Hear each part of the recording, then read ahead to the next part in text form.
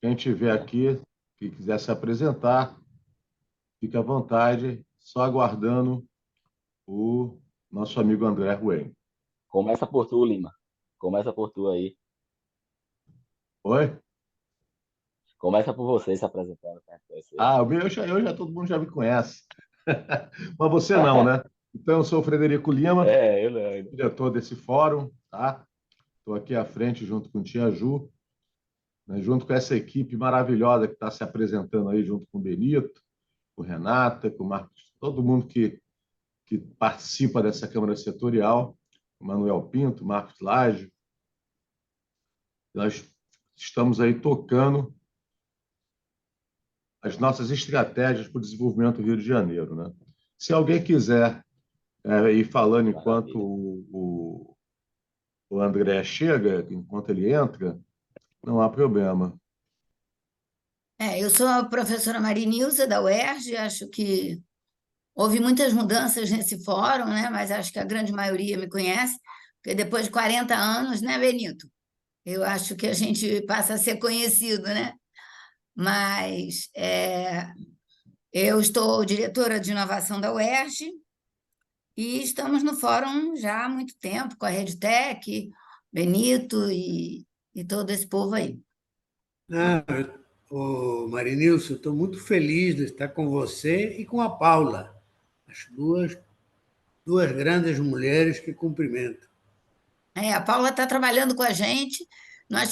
O projeto, isso é uma coisa que eu quero agradecer até de público, mas a gente ainda vai. É claro que a gente está num momento muito confuso lá na UERJ, vocês veem as notícias. Mas ano que vem, quer eu continue ou não, o projeto da FAPERJ continuará e, e nós vamos fazer uma apresentação. A Paula e a RedTech eles escreveram a metodologia de gerenciamento de projeto do Programa de Inovação da UERJ. Foi um contrato, né, via FAPERJ, da UERJ com a RedTech, uma parceria, quer dizer, a autoria é da RedTech e o projeto é a política de inovação da UERJ, já está nos conselhos para serem aprovados, e a autoria toda da RedTech e gerenciado pela Paula. Então, foi um trabalho muito, muito legal, com duas fases. Primeiro, ela escreveu toda a metodologia, depois, ela aplicou a metodologia para todos os laboratórios de inovação, incubadoras da universidade. Então, foi um trabalho de 2 anos, né? Muito, muito bom, e a gente vai colher esses frutos ao longo de toda a jornada de inovação da universidade e da RedTech. Obrigada, Paula, mais uma Obrigada, vez. Marinilza, Benito, bom dia a todos. Eu sou Paula, sou da Rede Tecnologia e Inovação do Rio de Janeiro. É uma instituição que reúne 50 universidades e centros de pesquisa aqui no Rio de Janeiro. Benito foi o primeiro presidente da Rede Tecnologia. Isso já tem muitos anos, né, Marinilza? Muitos anos. Bom, eu faço 40 anos de UERJ e 73 de idade, portanto, você já tem ideia. Continuo aqui lutando para conseguir abrir a câmera. Acho que eu vou ficar muda por uns minutos, que eu vou ligar para a UERJ para ver se o pessoal me ajuda aqui, tá? Mas eu estou aqui. Paula, Hum? aproveitando que a gente está aqui, você tem tido contato com a Cida? Sim, com frequência. É? Depois posso te passar o contato dela, se você quiser. Por onde é que ela anda? Ela agora está cuidando de netos. Ah, é uma boa tarefa. Tá bom. Eu acho que eu tenho ainda o WhatsApp dela, mas eu Te não, passo de novo. não me passa. Vou para confirmar. Então tá. De resto, tudo tranquilo? Então, olha aí, eu vou mutar a minha voz só um minuto para tentar localizar o UERJ e ver como é que eu faço aqui, tá?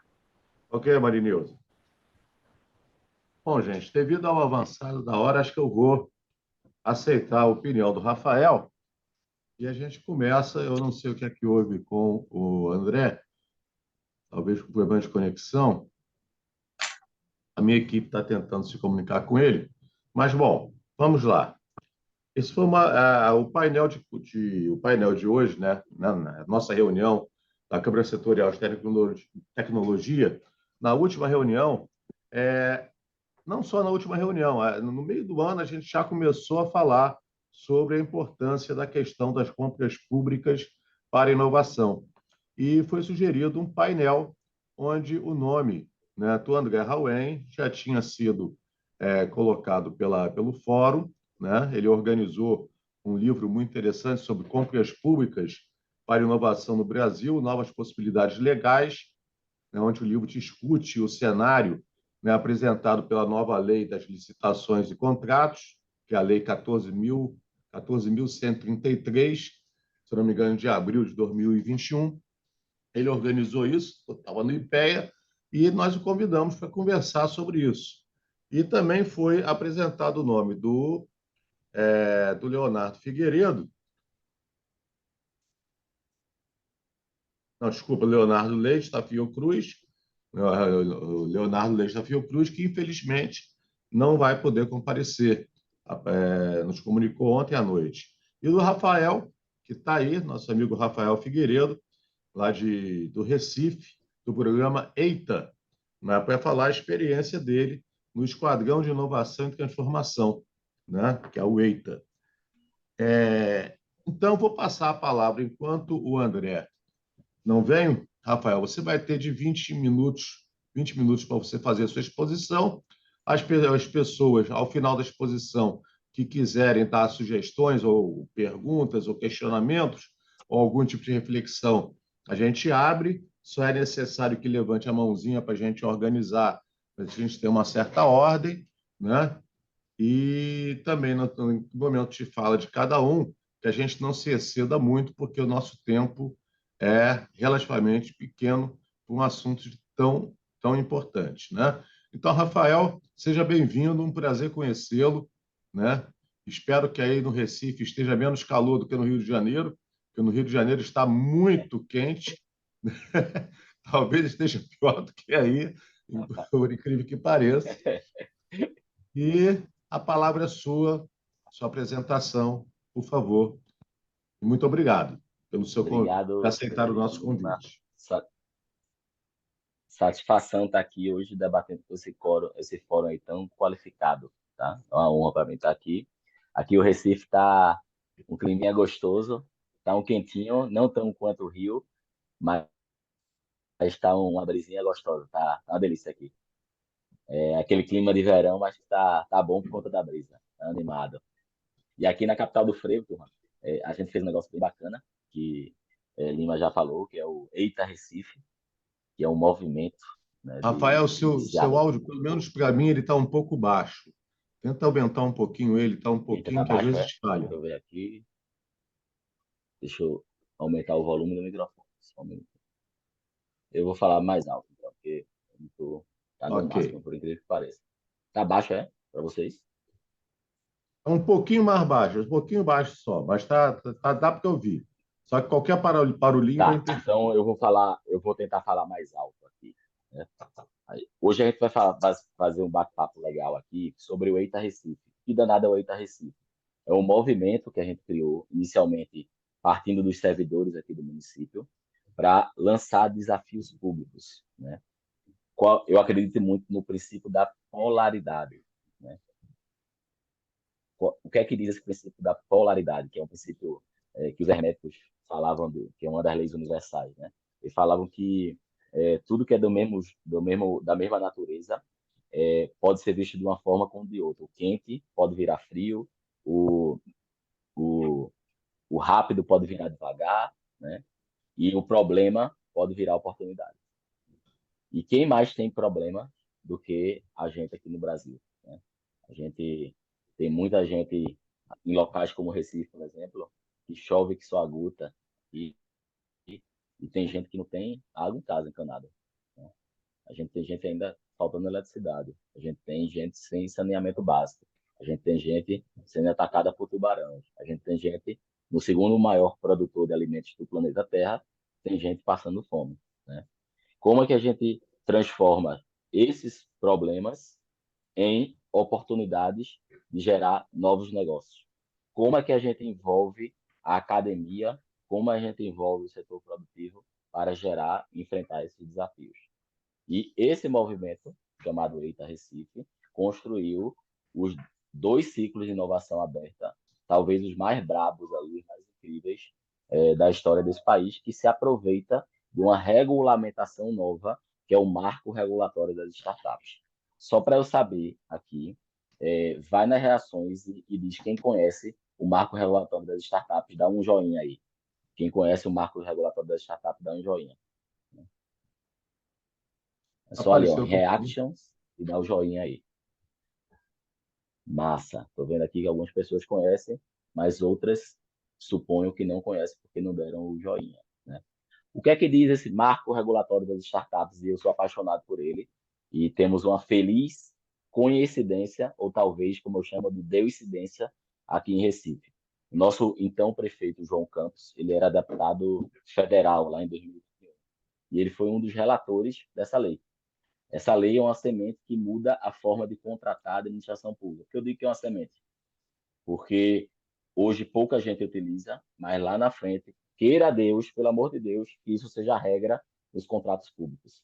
Marco, quer falar alguma coisa? Pode falar. Marco Látia. Desculpe, foi erro, Gui. Ah, foi erro? Ah, tranquilo. Desculpe, então. Tranquilo. Eu achei até que estava falando comigo. Eu só pedi para falar um pouquinho mais alto ou mais próximo do microfone, que aqui para mim está bem baixinho o som. Ah, é? Deixa eu fazer o seguinte, eu vou tirar esse microfone aqui, que eu precisava estar melhor. Vejam agora se está melhor. Para mim Melhorou ou sim, piorou? obrigado. Melhorou? Maravilha. Então deixa eu tirar o microfone. O que é essa lei? Porque eu digo que ela deve ser a regra da Será que a minha administração câmera pifou? Eu acho que abriu sua câmera. Eu sei o que é. Só confirma se o seu microfone está desligado lá embaixo. Você clicou em. Você está no microfone, né? Você está no notebook, não é isso, Marinilza? Você está no notebook, né? Tem alguma coisa bloqueando a câmera dela. Passa a mão na câmera, passa a mão na webcam. Só passar para o lado esquerdo. E ela vai abrir. Passa a mão. Pode passar o dedo assim, ó, para o lado esquerdo, ó, como eu estou fazendo assim, ó, esse movimento. Ela tem uma privacidade na sua câmera. Aí quando você abre, ela vai fechar. Ó. Por exemplo, eu vou fechar a minha aqui, ó. Tá vendo? Acabei de fechar, passando o dedo. Eu abro, ela abre. Agora. Eita. Agora. Tá vendo aí? A gente está vendo você no celular. Está olhando o teu celular. Mas vamos lá, Rafael. Vamos lá, vamos continuar. Mas vamos lá, vamos meter pressão aqui. Aí, por que eu digo que essa lei, que hoje é exceção, pouca gente usa, ela precisa ser a regra no Brasil? Porque é o seguinte, turma, essa lei permite que a licitação seja feita por uma pergunta, né? E perguntas abrem uma estrada de inúmeras possibilidades de solução. Como é a regra da administração pública? Eu sou procurador do Estado, né? E sempre me incomodei com isso, porque várias vezes eu tive que fazer um termo de referência, e quem já fez termo de referência sabe o quão chato é fazer um termo de referência, o quão trabalhoso é. E às vezes você não é da área e você está dizendo como deve ser resolvido um determinado problema e como deve ser prestado determinado serviço, sem você sequer ter a competência técnica para falar aquilo. Pessoas mais ousadas, como eu fazia direto, eu chamava o mercado para construir comigo. Não existia diálogo competitivo como existe hoje, mas eu já fazia isso lá atrás, porque eu entendia que botar as pessoas numa sala, inclusive competidores, antagônicos, para a gente fazer um TR que amplia a competitividade era coisa super importante.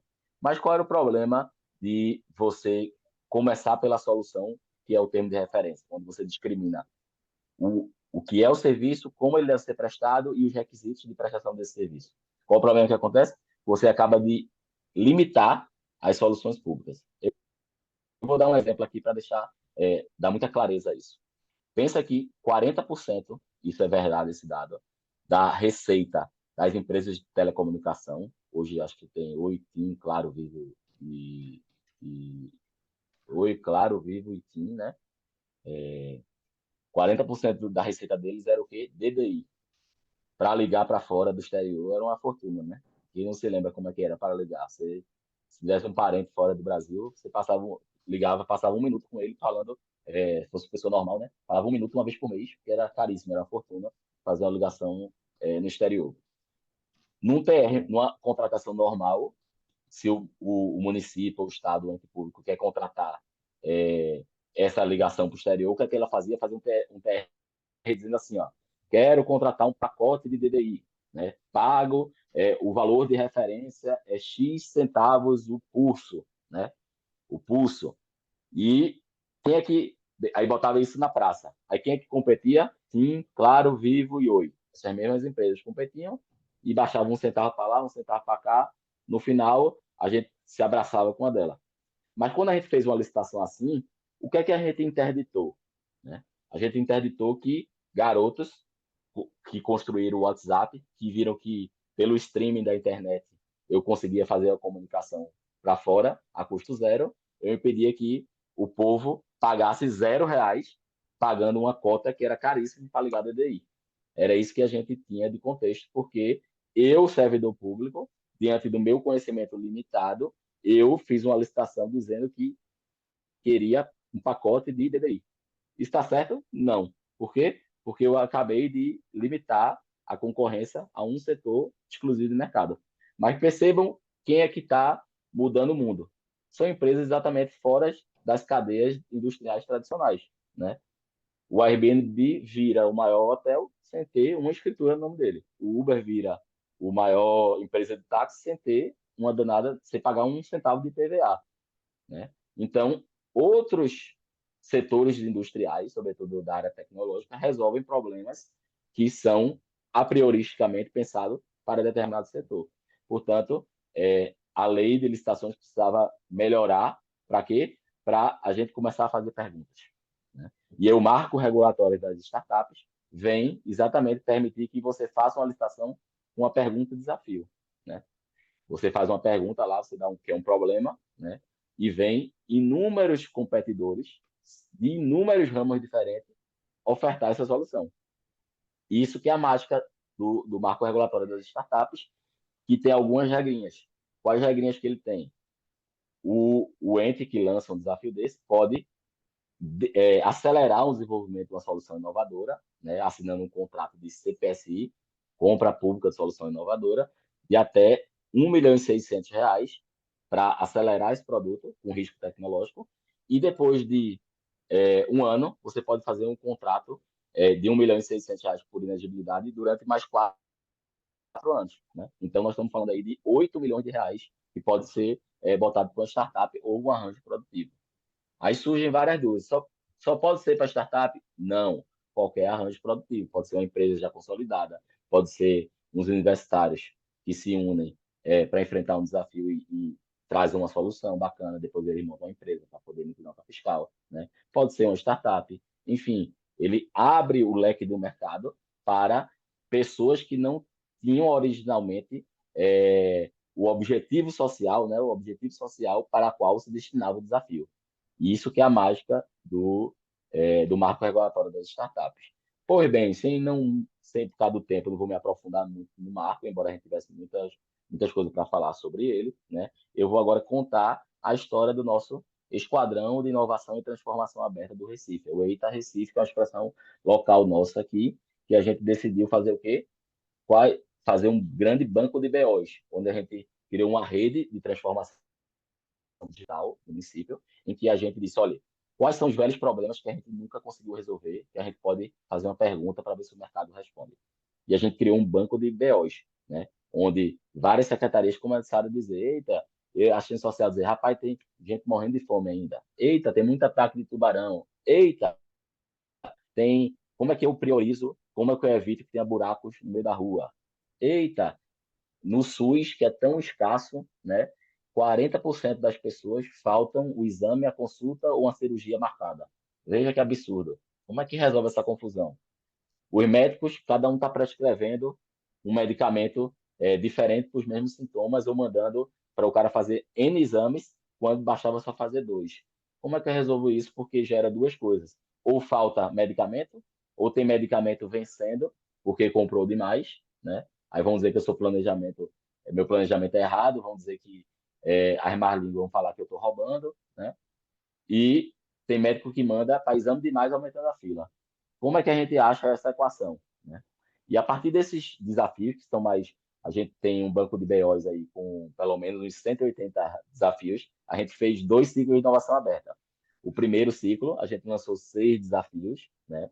Dos 6, a gente, infelizmente, teve insucesso, né, em 2, só que a gente gastou, a gente perdeu R$ 80.000, porque a gente paga 40 mil reais para a pessoa fazer um MVP, né? Se ele não funcionar, a gente realmente perde esse dinheiro. E do outro lado, a gente gastou 3.600.000, onde a gente acelerou 4 desafios, só que a gente já economizou mais de 10 milhões, né? Para vocês verem como é brabo esse processo. Que usa o quê? O poder de compra estatal para engrossar o caldo desse país, que nós precisamos fazer urgentemente, engrossar o caldo desse país com novas soluções que são replicáveis, sobretudo para fora do país, né? Porque cargas d'água, a Suíça é o segundo maior produtor em termos de faturamento de café no mundo, se ele não tem um danado de um pé de nenhum cafezal lá dentro, né? Ele bota na cápsula lá da Nestlé, aquele negócio, e ele consegue ser o segundo maior vendedor de café do planeta Terra em termos de faturamento. Mesma coisa o cacau. É o maior vendedor porque de cacau sem ter um pé de cacau. E porque no Brasil, esse país que tem tudo aqui dentro, o Papai do Céu nos abençoou, a gente não está criando engrossando esse caldo e trazendo coisas novas. E esse marco regulatório das startups permite que a gente faça isso. E eu vou contar aqui os 4. Eu falei de 2 casos de sucesso, que foi um desafio da fome, que infelizmente a gente não conseguiu solucionar porque a empresa foi comprada por uma grande multinacional, era muito boa a solução dela. Para vocês terem uma noção, 1/3 de tudo que a gente come vai para o lixo, né?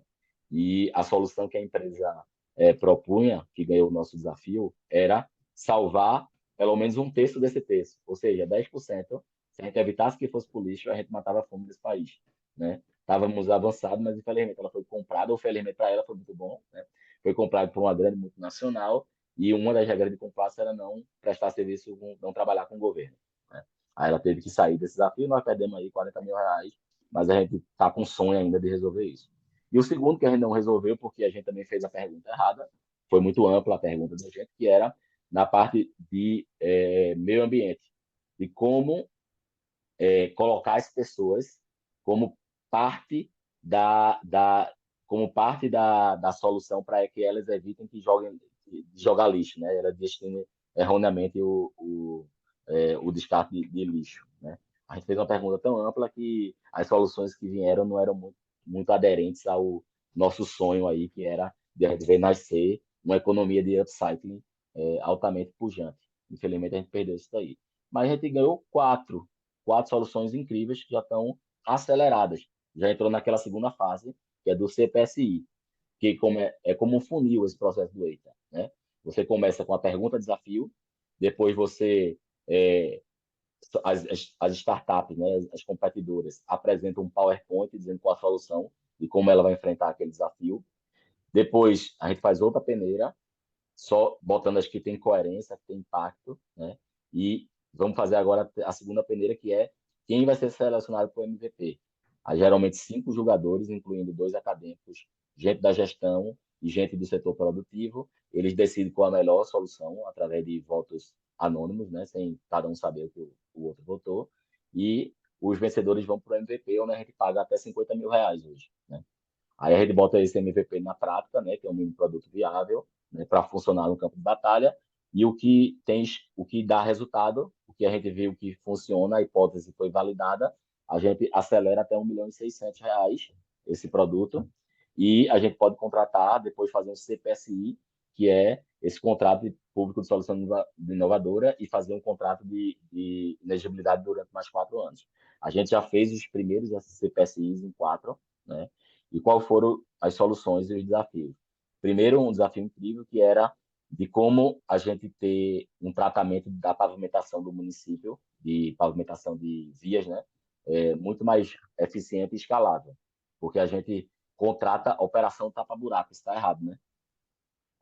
Quanto menos desempenho o cara tem, mais baixa performance o cara tem, mais lucro o cara tem, né? Isso está errado.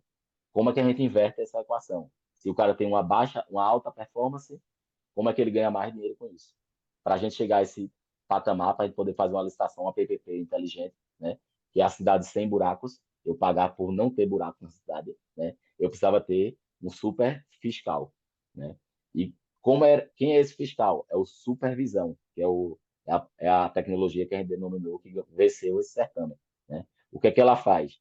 Ela paga 8 Ubers, R$ 250, para botar uma câmerazinha, como se fosse uma webcam, no para-brisa do carro e na barra de direção do veículo um sensor para ver trepidação. E o que é que essa câmera faz? Com processamento de imagem com inteligência artificial. Ela reconhece todo buraco antes de nascer, tem 2 sintomas, é como uma doença. Uma fissura, é uma rachadurazinha, que ele começa a nascer antes de manifestar o buraco, ou um couro de jacaré, que é uns quadradinhos assim. E consertar esses 2 caras aqui é muito mais barato do que você esperar a manifestação do buraco e muito mais eficiente, que causa menos transtorno para a população, né? Além disso, a gente tem problema de quê? De entulho nas calçadas. Então, essa máquina com inteligência de processamento de imagem, ela pode me dizer onde estão os entulhos, ela georreferencia para mim. Em uma semana, esses 8 Ubers rodam a cidade inteira. Eu tinha antes 35 motoboys fazendo esse trabalho, que era ineficiente, agora eu tenho os 8 Uber rodando a cidade inteira, já automatizando o processo de OS, né, de ordem de serviço. Já economizamos com essa brincadeirinha quase R$ 7 milhões. Por quê? Porque é o seguinte, antigamente a gente recapeava pela barra hoje, pelo sensor na barra de direção, eu consigo ver os trechos de rua que estão bons, né? Antigamente, eu recapeava 100% de uma determinada avenida, só que tinha trechos absolutamente bons. Então, agora, eu ignoro os que estão bons e só faço nos trechos que estão precisando dessa manutenção preventiva.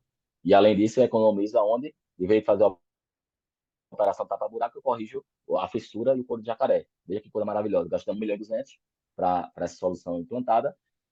Hoje ela já economizou mais de 7 milhões e hoje ela rende dinheiro para o município. Depois eu vou chegar nisso, né? A outra solução foi do absenteísmo na saúde, né? A pergunta desafio era: por que, como a gente pode evitar o absenteísmo na saúde e evitar a ociosidade de um sistema que é totalmente congestionado, né?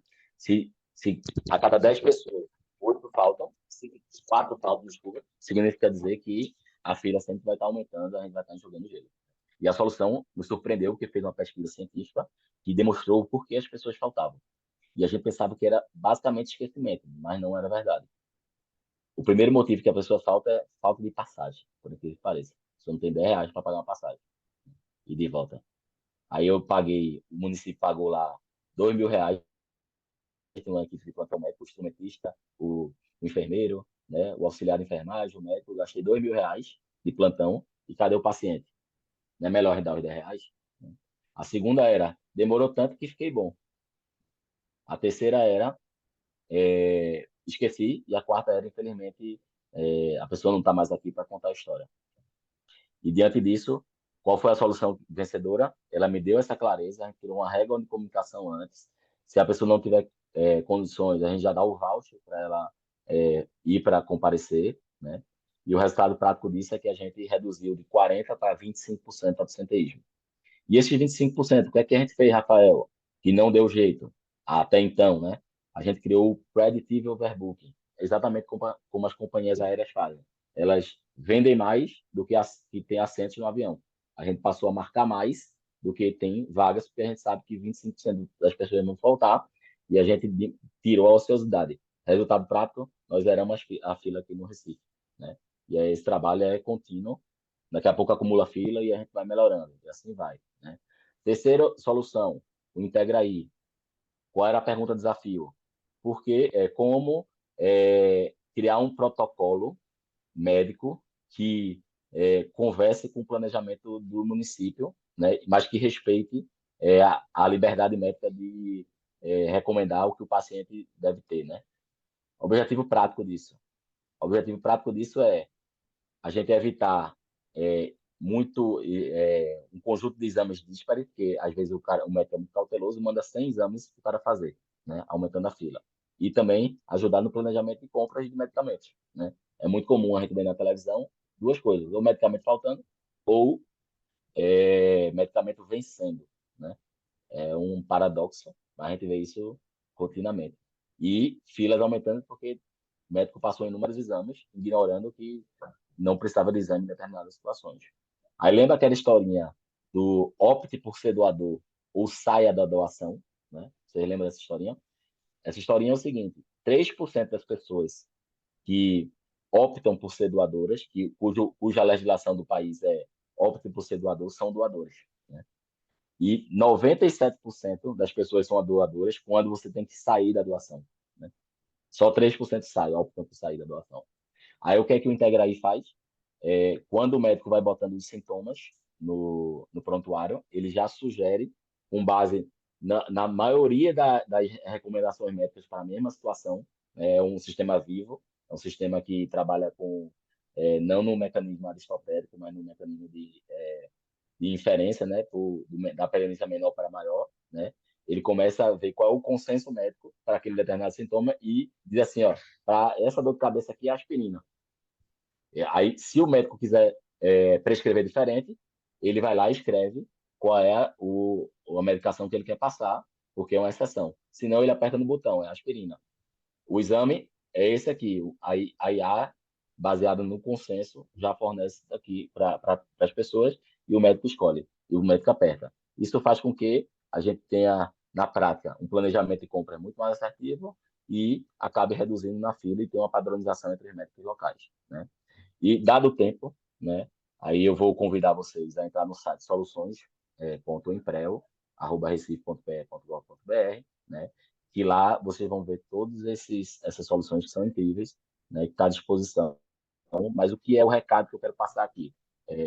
Esse poder de compra estatal precisa ser urgentemente jogado para desafios públicos, porque aí a gente vai ter uma academia altamente empreendedora, né, criando soluções novas que podem ser exportadas e replicadas para tanto outras unidades federativas quanto para outros países, gerando divisas para o nosso país. E a gente precisa urgentemente investir no povo. E só investindo no povo, né, é que a gente vai, enfim, ter um crescimento sustentável. Chega de crescimento de voo de galinha, de medidas temporárias. Faz um PAC, cai de novo. Faz uma desconta na geladeira, cai de novo. Espera a commodity subir, commodity cai de novo. A gente não pode mais ficar nesse ciclo de estagnação que a gente vive desde 1980.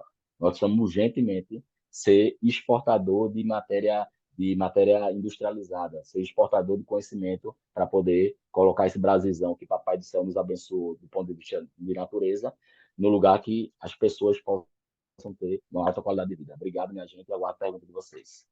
Obrigado, Rafael. Rafael, eu vou pedir às pessoas para a gente esperar um pouquinho. Rafael, o André tem um problema de tempo, eu me lembrei aqui agora.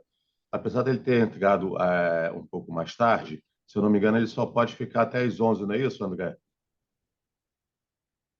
Então, eu vou passar a palavra para o André, para que depois a gente monta o diálogo, tá? E eu vou pedir para que as pessoas que estejam participando abram suas câmeras, né, para que a gente possa ter aquela reunião virtual, mas com um tom de humanidade, né? Muito obrigado. André, seja bem-vindo, me perdoe. Na verdade, você estava o primeiro até para a sua questão de tempo, mas para a reunião não ficar muito esperando, eu inverti um pouco a posição.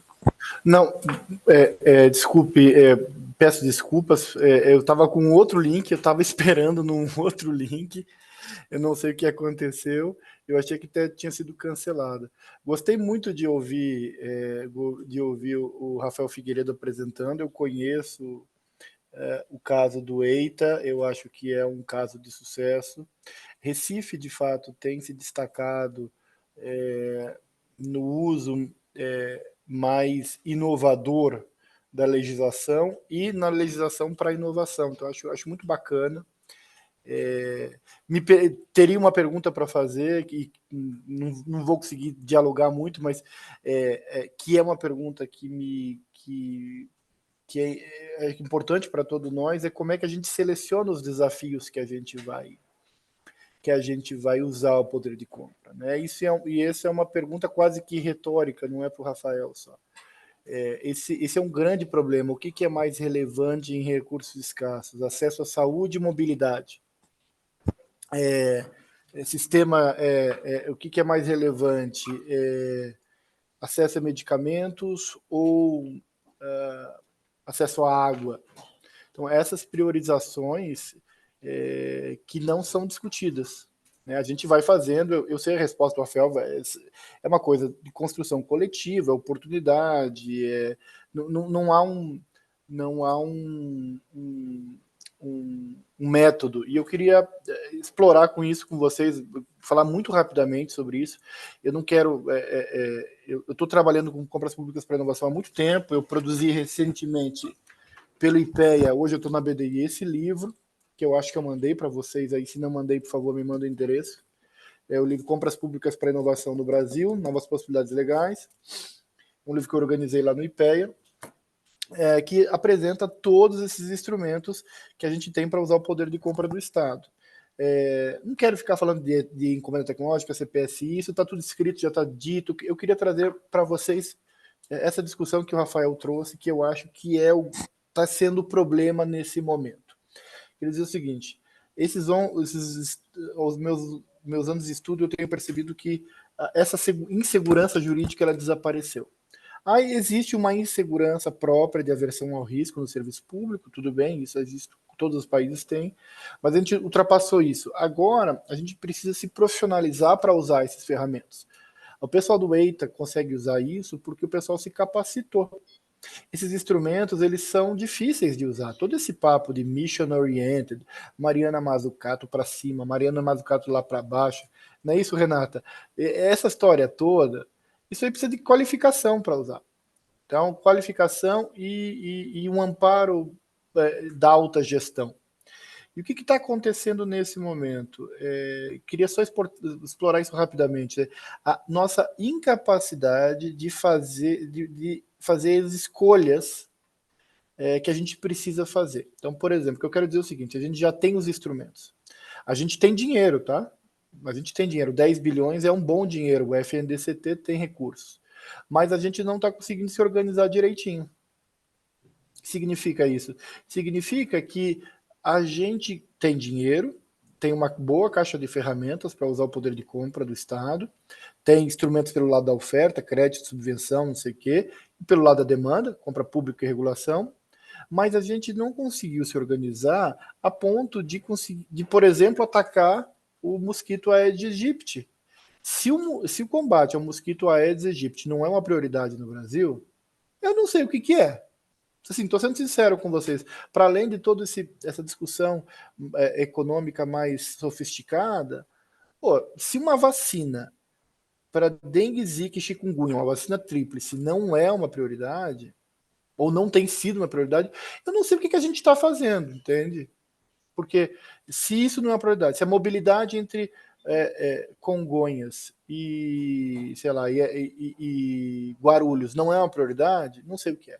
Se despoluir a Baía de Guanabara não é uma prioridade, eu não sei o que é. Então a gente tem uma enorme dificuldade de usar essa caixa de ferramenta. Parece que a gente assim tem dinheiro para ir na Leroy Merlin, compramos as melhores ferramentas, chegamos em casa e ninguém sabe usar direito, porque não tem arquiteto, não tem engenheiro. Então, assim, eu queria trazer para esse grupo esse tipo de discussão. E aí, como é que a gente se organiza para usar isso? E isso significa também pensar essa história das missões. A gente tem 6 missões definidas pelo MDIC. Essas 6 missões, elas ainda não são bem missões, porque elas não têm entregáveis claros. Mas aí, como é que a gente vai chegar nas missões? Que critérios que a gente vai usar? Como é que a gente vai fazer isso? Porque, por exemplo, tem uma missão que chama descarbonizar a economia brasileira. Quais são os entregáveis disso? Que descarbonizar, e é um erro que as pessoas... São 2 erros que eu estou vendo sendo cometidos. O primeiro é achar que as missões só vão ser resolvidas através de desenvolvimento tecnológico endógeno. Não. Isso vai ser uma parte. Outra parte vai ser regulação. Gente, tem partes que não dependem do poder de compra do Estado para cumprir as missões. Tem parte, por exemplo, descarbonizar a economia significa mudar padrões de consumo e padrões de deslocamento. Isso não se resolve com compra pública, isso se resolve com participação da sociedade, com ambiente privado, inclusive. Então, assim, como é que a gente desdobra? A sensação que eu tenho é que a gente criou todas essas legislações, eu fui uma das pessoas que ajudei na redação desses instrumentos, CPSI, encomenda, etc., mas agora a gente não está sabendo muito bem como usar esse enorme poder que a gente tem nas mãos. E a gente não. E aí é a parte mais difícil, que é ter um denominador comum inteligível e, sobretudo, legítimo. Como é que a gente vai sentar e vai se organizar para dizer, olha, a mobilidade é mais importante do que isso, ou a água é mais importante do que aquilo. E aí encomendar ou fazer o desafio, o instrumento é um meio só. Mas agora vem um outro problema, que é esse de conseguir se organizar num país extremamente polarizado. Né? E aí eu estou chamando a atenção desses exemplos, por exemplo, quem já me ouviu sabe que eu sou um disco arranhado sobre essa história da vacina da dengue, zika e chikungunya. Porque para mim é a metáfora clara da incapacidade da gente se organizar e usar dinheiro e instrumentos que a gente tem. Então, assim, esses instrumentos de compra pública, eles foram usados para transformar o país. E o que a gente tem feito até então não é bem transformar o país. A gente tem feito esse uso mais esporádico, desconectado. Aí teve a pandemia, a gente foi lá e fez a encomenda da vacina. Eu ajudei a redigir e tal. Mas ficou ali, aí parou. Aí você vê, o Ministério da Ciência, Tecnologia e Inovação não tem um projeto de compra pública para inovação. Não tem. E eu não estou vendo isso por aí. Vai ter uso no MDIC. Mas o Ministério da Saúde ainda não usou os instrumentos. Então, eu queria chamar a atenção para que esses instrumentos foram criados, os instrumentos de política de inovação pelo lado da demanda foram criados para tracionar grandes movimentos, como o Rafael estava falando, usar os recursos. Mas a gente está usando ele de maneira esporádica. Parece que a gente tem uma Ferrari e a gente só vai na padaria. Né? Num trânsito das 6 horas. A gente não consegue nem botar a terceira marcha, por exemplo. Mas eu quero chamar a atenção para isso. Quer dizer, chegou um momento que a gente tem que discutir como que a gente vai usar essa enormidade de instrumentos, porque esse momento ele está sendo definido pela enormidade de desafios que estão sendo colocados para a gente. E aí tem uma questão que é tipicamente de governança. Como que a gente vai definir os entregáveis? Porque é o seguinte, definir entregáveis significa que é uma coisa e não outra. Isso é difícil no Brasil. Uma coisa em detrimento de outra. Não tem recurso para todo mundo.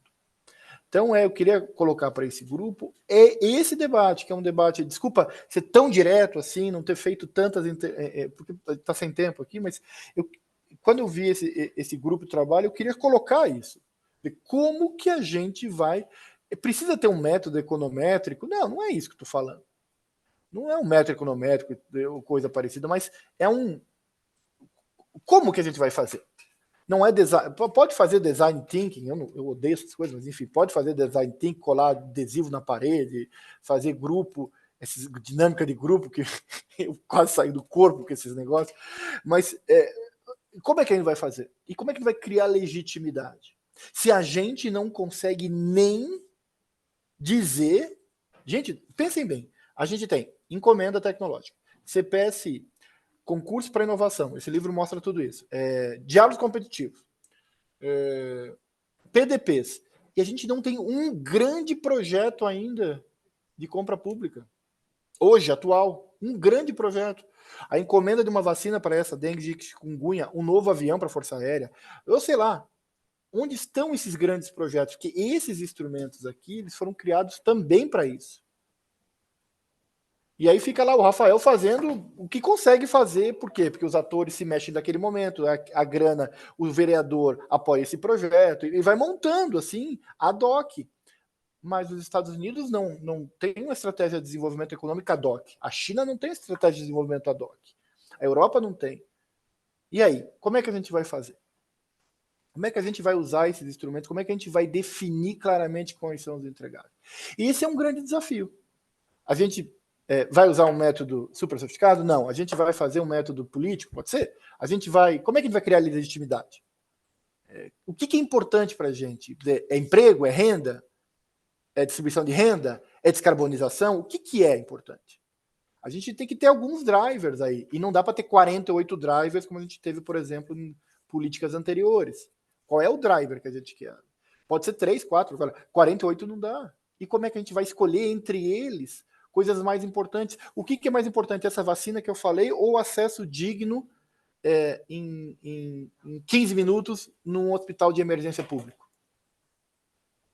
Ah, não dá para definir isso. Tá bom, mas e como é que a gente vai fazer essas escolhas? Então eu queria deixar essa provocação e ficar aqui mais 15 minutos ouvindo vocês. Peço desculpas de novo pela rapidez, mas quando eu vi esse grupo, eu vi as pessoas que estão aqui, eu quero externalizar essa angústia que eu estou sentindo, que é a ausência de um denominador comum dos problemas e como isso deixou o sistema parado. Percebam, qual é a encomenda tecnológica depois da vacina que nós estamos realizando? A Baía de Guanabara continua poluída, não despoluímos para a Olimpíada. Tietê continua poluído. Bem, gente, vai se somando. E qual é o grande projeto? Muito obrigado, viu, pessoal? Peço desculpas, viu, Lima? Obrigado, André. Marinilza já levantou a mãozinha. Vamos lá. Bom dia a todos, né? Todos estavam aí, viu que eu consegui a câmera, né? Vocês não vão acreditar, a câmera estava com defeito, mas a UERJ conseguiu corrigir para mim. Eu vou ser rápida. Quem falou foi o André, né? André, acho que você é mais novo do que eu. Eu vou te dizer que eu acho que eu sei a resposta, mas você não vai gostar de ouvir. Tá? Eu acho que a resposta, depois de 73 anos, 40 de governo, de Estado, de trabalhando na gestão da universidade, eu te digo que uma possível resposta seria: o que é mais importante? Não é nem a saúde, nem a mobilidade. Acho que o mais importante, André, é aquilo que a gente vai conseguir aplicar. Você tem o processo, você tem o recurso, você tem o sistema, você tem tudo. Quando chega na ponta, na hora, você não consegue passar a vacina para o mundo inteiro.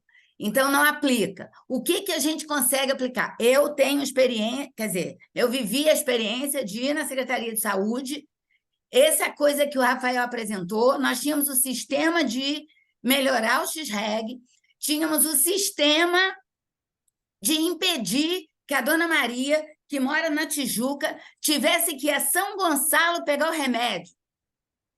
Tínhamos o sistema que poderia dizer que a dona Maria, que mora na Tijuca, ia pegar o remédio na Tijuca. Tínhamos o sistema de conseguir o doutor Vladimir, que está no posto da Matoso, saber que ela já fez 3 radiografias e ele acessar as radiografias e não precisar pedir mais. Isso não foi aplicado. Então, na minha experiência, eu diria para você, como é que a gente vai escolher isso? A minha resposta seria: está tudo muito bom, como você disse, tem vários processos, tem recurso, tem as ferramentas. Tá bom, a hora que você comprar, a hora que as ferramentas puderem ser aplicadas, tem como aplicar? O ambiente em que você vai aplicar vai aceitar isso? Ele vai usar isso? Não é fácil essa resposta, eu tenho experiência disso. Muitas coisas nós conseguimos aplicar de verdade, quer dizer, perguntar, como o Rafael fez, pesquisa, identificação de cenário, desenvolvimento, produção, teste, instalação e aplicamos. Eu sou engenheira de software.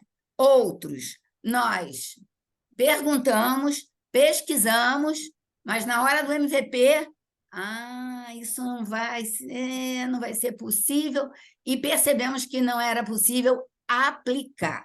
Então, eu acho que isso realmente é um problema de sociedade. Você falou algumas coisas aí que eu acho que envolve isso, né? Você tem as ferramentas, tem recurso, qual é a organização? Para mim, qual é a participação da sociedade e em que ambiente, efetivamente, a gente vai conseguir aplicar. Porque não adianta você ter aquele produto maravilhoso, testado, e não vai ser aplicado. Então, onde aplicar, quem pode aplicar, quem quer aplicar. Então, a minha resposta, depois de 40 anos, né, daqui a 1 ano e meio eu estou me aposentando, a minha resposta para você é descobrir, e isso não é fácil, quem quer aplicar, quem pode aplicar e onde aplicar. Então, essa para mim, esse é hoje, depois de tudo que eu já vivenciei, dos projetos que nós já conseguimos fazer e conseguimos aplicar, a resposta final é essa.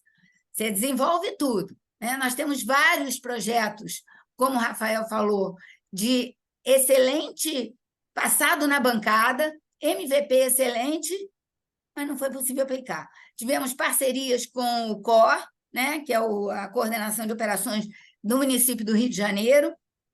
Tivemos parceria com a Secretaria de Meio Ambiente, com a Secretaria de Ciência e Tecnologia, com a Secretaria de Saúde, com várias secretarias do Estado do Rio de Janeiro. Muitos sucessos, eu sou feliz que muita coisa a gente conseguiu, mas eu aprendi. Onde as pessoas, ou a equipe, ou o gestor não quiser aplicar, não vai aplicar. Então, eu acho que isso é... Eu falei, você não ia gostar da resposta, mas...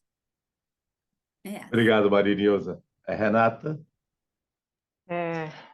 Bom dia a todos. É uma satisfação estar aqui e ouvir um pouco sobre compras públicas, né? Eu comecei a trabalhar sobre esse tema, me interessar sobre esse tema há muitos anos atrás, e realmente para a gente que estuda o tema, né, é uma frustração ver que até agora não se conseguiu definir uma prioridade. Eu acho que o André tem toda a razão, que a gente não pode ter 48 drivers, né? Eu estou orientando uma dissertação sobre a Estratégia Nacional de Inovação. De novo, a Estratégia Nacional de Inovação ela tem muitas prioridades juntas, aí a gente fica se perguntando qual é a prioridade finalmente, e isso com certeza depende de um plano de desenvolvimento. Mas eu queria fazer uma pergunta mais específica para o Rafael, né? Que eu achei muito interessante essa experiência do EITA, né? E eu queria perguntar a ele o seguinte: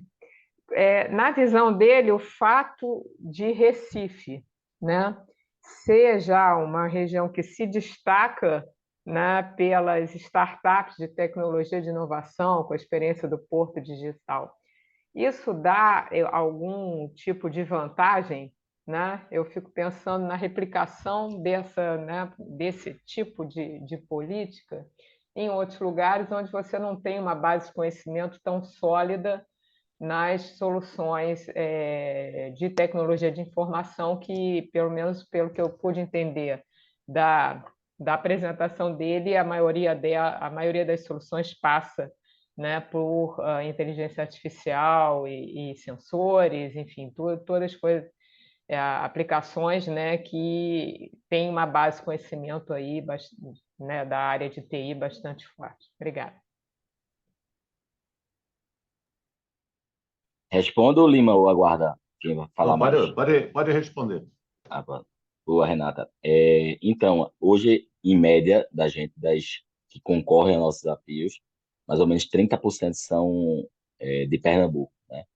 Então, do ponto de vista estatístico, sem dúvida, é importante a gente ter esse ambiente, isso atrai mesmo, é meio que magnético aqui, né? Mas também tem muita gente de fora, né? No primeiro ciclo, a gente teve 60, e no segundo, 60 empresas que disputaram, e no segundo ciclo a gente teve, acho que foi 98. Mais ou menos 30% é daqui, e das vencedoras também está nessa equação, de 30% a 25% que venceram esses desafios. Então, estar nesse ambiente do Porto Digital realmente ajuda muito, porque contagia, né? Aquele negócio de o Vale do Silício, porque boa parte das empresas estão ali, né? E é muito assimétrico, né? E, por exemplo, em Detroit, lá na região lá do setor automobilístico, emprega 250 mil pessoas e fatura 25 bilhões de dólares ano. Já no Vale do Silício, emprega 10 vezes menos, 25 mil pessoas, enquanto lá é 250 mil, só que fatura 250 bilhões de dólares, 10 vezes mais. É muito assimétrico, né? Rafael, E porque lá está concentrada a maioria das empresas. Oi, André. Rafael, queria te fazer uma pergunta específica que a Renata fez, e eu acho que é uma coisa super específica. Você usa o CPSI, ele é um tipo de licitação especial. Como é que você garante que os ofertantes sejam da cidade de Recife? Porque você não pode Não, cercear a é competição. aberto. É aberto. É aberto lá. Aí, desses que ganharam nossos desafios, né, que a gente fez CPSI, acho que é mais ou menos 25 a 30% são empresas daqui, né? Mas tem empresa de São Paulo, tem empresa de Florianópolis, tem uma empresa do Ceará. Ficou bem diverso, assim. Mas eu acho que, sendo prático na resposta, tem uma influência, tem, mas não é 100% determinístico. Aqui atrai, verdade, mas eu acho que qualquer pessoa em qualquer canto do país consegue fazer isso. O que a gente tem que suar a camisa, que a gente faz muito, é uma busca ativa. A gente faz muita busca ativa, muito. Muito, muito, muito, muito, André. A gente sai falando com essas investidoras de startup, a gente sai ligando para as academias, sai fazendo eventos, tá, para botar gente para concorrer.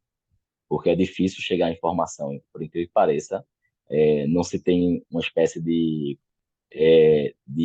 alerta, né, de desafios de inovação aberta. Não tem. Isso até é um bom produto para se criar, porque não tem. As pessoas têm medo.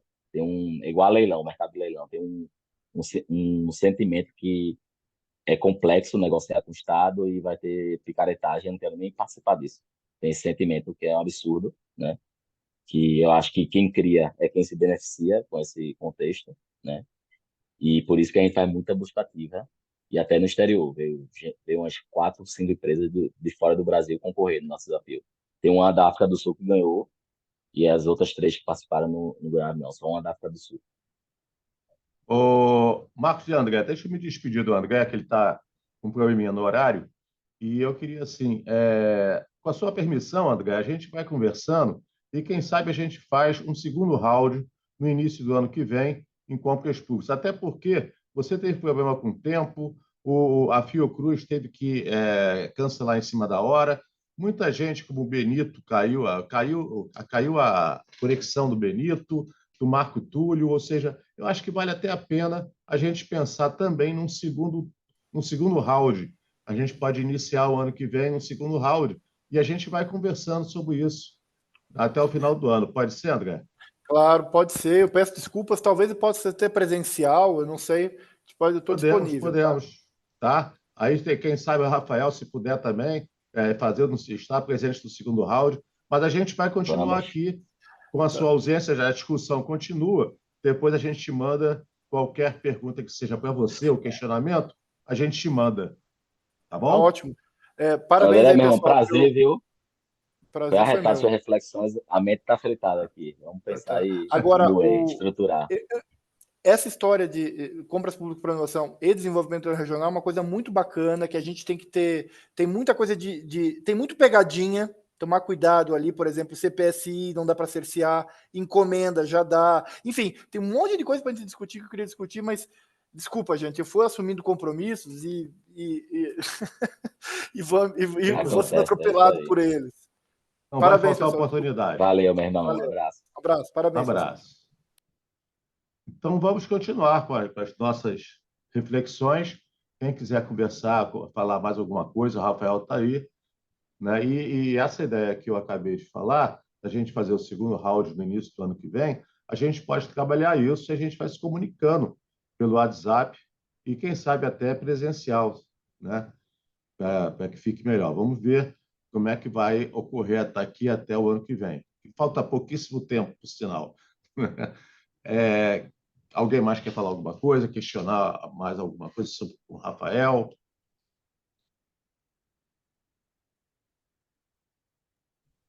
Eu tenho. Vocês me ouvem bem? Sim, sim. Oi, eu sou Marcos Oliveira. Hoje eu estou aqui na Casa Fijá, mas sou conterrâneo aí do Rafael. Tive uma passagem pelo Porto Digital há muito tempo atrás. E hoje estou aqui na Fijã, ajudando a gerência aqui de ambiente de inovação, a gente a tocar essa articulação, né, entre indústria, academia, startups, enfim. E aí, Rafael, minha pergunta para ti é a seguinte: em face do que você apresentou, da experiência aí do EITA, vocês têm, entre os proponentes, né, de soluções para os desafios que vocês lançam, apenas startups, ou vocês têm recebido também propostas de soluções de outros atores, por exemplo, eventualmente grupos de pesquisa ou spin-offs acadêmicos, ou até de empresas já constituídas com mais de 10 anos, por exemplo, que eu sei que a legislação ali tem um recorte, né, para startups que limita aí o tempo de abertura do CNPJ, enfim. Então, eu queria entender de vocês o que vocês têm recebido para poder ver aqui também outros cenários. Massa. Porque às vezes a gente Pronto. fica fixo só na startup como uma coisa de gente jovem e tal, mas tem muita gente por aí também, Isso. de outros perfis, pensando Não. em inovação e desenvolvendo soluções inovadoras. Perfeito. Entra. A gente tem, a lei tem uma filigrana, que o nome é Marco Regulatório das Startups, né? Só que quando ela tem um capítulo que é desses desafios públicos, né? Ela não limita as startups. Então, qualquer arranjo produtivo pode entrar, seja empresa grande, seja jovens que estão na academia e viram um spin-off e depois viram realmente se formalizam e viram uma empresa, né? Aí a gente tem dos dois tipos. A gente tem uma Pitang da vida, que ganhou o Integraí, que é uma empresa já consolidada, aqui é uma empresa grande, 600 funcionários e tal. Como também tem quem ganhou agora, que eu estou apaixonado, é uns moleques que nem empresa tinham ainda, estão criando agora, chamada Ed Health, né, que é incubada lá no LeapPeg, que é um setor de tecnologia e inovação lá da Federal, aqui. E eles ganharam o desafio de upcycling. A gente queria mudar um pouco, porque a gente, é muito comum a gente pensar muito por analogia e acaba que a gente quer melhorar o serviço de coleta dos catadores, melhorar a produtividade dos catadores. Mas será que a gente não poderia transformar esses catadores em futuros industriais? E a gente queria ter um desafio de upcycling, que o que a turma catasse virasse um produto de valor, né? De vez dele vender no peso para voltar latinha a ser latinha de novo, papelão voltar a ser embalagem, PET voltar a ser garrafa PET de novo, fazendo novos produtos. E esses garotos ganharam, e eu estou apaixonado de solução deles, por quê? Porque eles pegam tampinhas de garrafa, né? E transformam em filamentos de impressora 3D. A tonelada custa R$ 90.000. E os catadores, né, as cooperativas vendem para o mercado PET por 3.600 a tonelada. Olha o salto quântico que dá aí. Passa a fazer 90 mil. Mas não é só isso.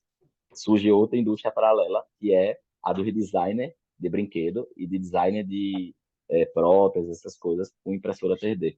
Surge outro mercado aí, acessório também, que é dos produtores de software para escaneamento, né? Bater o carro que é de plástico, escaneia para exatamente jogar na impressora 3D para ela imprimir. Surgiu outra indústria aí, que não tinha as lan houses antigamente, em breve vão ter as casas de impressões 3D, né? Até chegar nas nossas casas, né? E surgiu outro mercado aí, do marketplace, que vai contar a história desses brinquedos, e surgiu outro mercado aí na internetosfera, que é vender para fora do país, né? Alguém lá na China, na Índia, no Canadá, nos Estados Unidos, na Europa, fazendo um download de um brinquedo produzido aqui por uma rapaziada jovem que era especialista em fazer gambiarra, talento danado em fazer gambiarra, fazer coisas legais para resolver problemas, agora vão estar desenhando para ganhar dinheiro, né? E é um arranjozinho de 5 garotos que montaram no laboratório da Federal, montaram essa startup que estão construindo agora e ganharam o desafio da gente de upcycling, né? Aí tem no Tubarão, o desafio do Tubarão, foram 2 empresas que ganharam. Uma é de uns senhores já consolidados, que tem pouco de tecnologia, mas tem um negócio de eletromagnetismo bem interessante, e outra da África do Sul. Então é bem diverso, respondendo a tua pergunta, Marcos. É bem diverso. E uma saudação pernambucana aí para vocês. Ok, muito bom. Mais alguém?